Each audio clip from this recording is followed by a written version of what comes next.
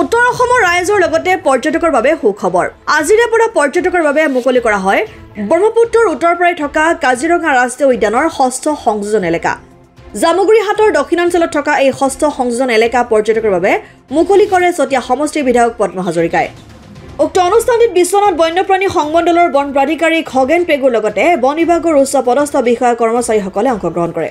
TSA India নামৰ প্ৰকৃতিপ্ৰেমী স্বেচ্ছাসেৱী সংগঠনটোৱে ঐতিহ্যমণ্ডিত নাগশংকৰ মন্দিৰৰ পুখুৰীৰ পৰা কাছৰ কণীসমূহ সংগ্ৰহ কৰি নি প্ৰাকৃতিকভাৱে প্ৰজনন ঘটাই জন্ম দিয়া কাছৰ পোৱালিসমূহৰ 10টাকৈ কাছ আজি বিধায়ক পদ্ম হাজৰিকাৰ হাতেৰে ৰৌমাৰী বিলখনত এৰি দিয়ে। আজি 2024 প্ৰথম অৱস্থাতে আমাৰ কাৰণে বৰ আনন্দৰ দিন। এইটো এটা ঐতিহাসিক দিন বুলিয়ে মই কওঁ যে ইয়াত আমাৰ ফৰেষ্ট ডিপাৰ্টমেণ্টৰ ফালৰ পৰা DFO ডাঙৰীয়াই লগতে ফৰেষ্ট ডিপাৰ্টমেণ্টৰ বিষয়া কৰ্মচাৰী সকলোৱে লগ হৈ আজি দিনটোত যিখিনি আয়োজন কৰিছে আৰু লগতে আমাৰ TSAৰ জৰিয়তে কাছ সংৰক্ষণৰ ক্ষেত্ৰত তেওঁলোকে NGOটোৱে যিখিনি কাম কাজ কৰি আছিল, আজি আমি ইয়াত ৰৌমাৰী বিলত 10টিকৈ কাছ জুলাই মাহত জন্ম হোৱা কাছ আমি এৰিবলৈ সক্ষম হৈছোঁ। তেওঁলোকে 150 কাছ জন্ম দিছে। গতিকে এই দিনটোত এটা মেছেজ আপোনালোকৰ জৰিয়তে পৰ্যটকসকললৈ যাওক আৰু এই 6ষ্ঠ সংযোজনটো আমি যদি চাওঁ ভালকৈ যে এইফালে মাটিকালি সিফালতকৈ বেছি আছে আৰু এইফালে যথেষ্টখিনি জংঘল ফৰেষ্ট যিখিনি আগতে খালী আছিল সেইখিনি জংঘল বনি গৈছে আৰু ইয়াত আগতে মানুহে যেনেকৈ মাছ মাৰিবলৈ বা বিভিন্ন খেতি বাতি কৰিবলৈ মহ খুটি গৰু খুটি এইবিলাক আছিলে, এতিয়া সেইবিলাকো বন্ধ হৈ গৈছে। যে এৱাৰনেছ যেনেধৰণে কৰিলে ডিপাৰ্টমেণ্টে বা NGOসকলে, মই তেওঁলোকৰ NGOখিনিকো ধন্যবাদ দিম যে তেওঁলোকে এই নিয়েৰেষ্ট যিখিনি মানুহ দাঁতিকাষৰীয়া মানুহখিনিক সজাগ কৰিবৰ কাৰণে সক্ষম হ'ল আৰু তাৰ কাৰণে দাঁতিকাষৰীয়া মানুহখিনিয়ে নিজৰ বুলি যে 6ষ্ঠ সংযোজন কাজিৰঙাটো নিজৰ বুলি গ্ৰহণ কৰাৰ এটা পৰিৱেশ হ'ল আৰু ইয়াৰ পৰা যথেষ্ট উপকৃত যে এই মানুহখিনিও হ'ব, তেওঁলোকেও হৃদয়ংগম কৰিব পৰাকৈ তেওঁলোকে জ্ঞান আহৰণ কৰিছে। পৰ্যটনে এখন দেশৰ অৰ্থনৈতিক ভেটি শক্তিশালী কৰে, এখন ৰাজ্যৰ অৰ্থনৈতিক ভেটি শক্তিশালী কৰে। কাজিৰঙাই আমাক যথেষ্ট উপকৃত কৰিছে যিখিনি ৰেভিনিউ কালেকশ্যন হয় আৰু কাজিৰঙাৰ ফালৰ পৰা বা চৰকাৰৰ ফালৰ পৰা ডিপাৰ্টমেণ্টৰ ফালৰ পৰা যিমান ৰেভিনিউ কালেকশ্যন হয় তাৰে 40% আমাৰ EDCৰ জৰিয়তে ওচৰৰ দাঁতিকাষৰীয়া মানুহখিনি আৰ্থসামাজিক উন্নয়নৰ কাৰণে খৰচ কৰিব পাৰে বা এই ব্যৱস্থাটো কৰিছে। এই অঞ্চলৰ যথেষ্ট সম্ভাৱনা আছে।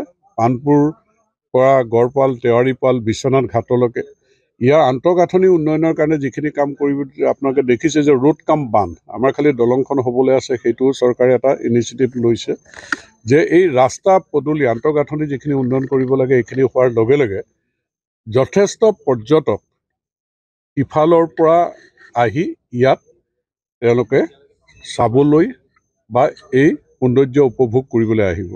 এই ৰৌমাৰী বিলৰ আজি আমি দেখিছোঁ কেনেকৈ হাতী দেখিছোঁ, গড় আছিলে, জীপ চাফাৰী ব্যৱস্থা হৈছে, হাতী চাফাৰী ব্যৱস্থা হ'ব। গতিকে আজিৰ দিনটোত আমি বহু সম্ভাৱনা দেখিছোঁ, আশা দেখিছোঁ। এই আশা বাস্তৱত ৰূপায়িত কৰিবৰ কাৰণে চৰকাৰৰ কিছু কৰণীয় আছে। মুখ্যমন্ত্ৰী ডাঙৰীয়া 16 তাৰিখে ইয়াত অহা কথা আছে। গোটেইখিনি আমি ইয়াৰ পিকচাৰটো আমি তেওঁক দিম আৰু আমি নিশ্চয় আশা কৰিছোঁ। গতিকে বছৰি বছৰি ইয়াত পৰ্যটকৰ সংখ্যা বাঢ়ি গৈ থাকিব, ৰেভিনিউ কালেকশ্যন হ'ব, আমাৰ ল'ৰা ছোৱালী স্বনিৰ্ভৰশীল হ'বৰ কাৰণে সক্ষম হ'ব, আমাৰ অৰ্থনৈতিক ভেটি গ্ৰাম্য অৰ্থনৈতিক ভেটি টনকিয়াল হ'ব। এই আশা আজিৰ দিনটোত কৰিছোঁ। সন্মানীয় আমাৰ পদ্ম হাজৰিকা ছাৰে আজি অপেনিং চেৰিমনিটো আমাৰ শুভ উদ্বোধন কৰিলে আৰু ইয়াতে আপোনাক গম পায় আমি লাষ্ট 4 yearsৰ পৰা আমি চাফাৰী আৰম্ভ কৰি আছোঁ। এইবাৰ অকণমান দেৰি হ'ল কাৰণ কি ৰাস্তা পদূলি অলপ কৰোঁতে মেলোতে অলপ সময় লাগিলে, হ'লেও আশা কৰিছোঁ যে আগতে আমাৰ যিমান ফুটফল আছে এইবাৰ যাতে তাতকৈ আমি অলপ টুৰিজিমৰ ফুটফলটো আৰু অলপ বাঢ়ে তাকে আমি আশা কৰিছোঁ।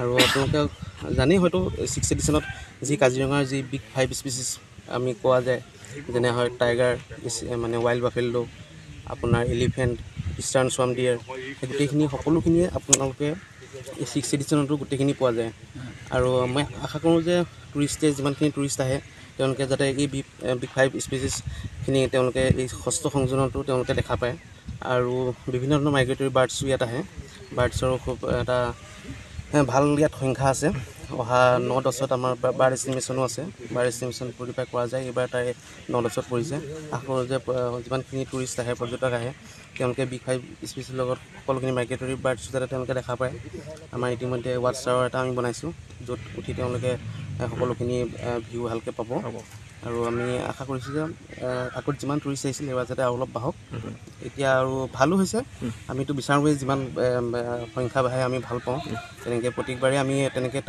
টাইগাৰ এষ্টিমেশ্যনো কৰা যায় তাৰ কাৰণে কেমেৰা ট্ৰেপ লগোৱা যায় কেমেৰা ট্ৰেপত আমি যোৱা বছৰ গম পাইছোঁ যে আগতকৈ যথেষ্ট সংখ্যা বাঢ়িছে জামুগুৰিহাটৰ পৰা ৰাতুল হাজৰিকাৰ ৰিপৰ্ট অসম আদিত্য।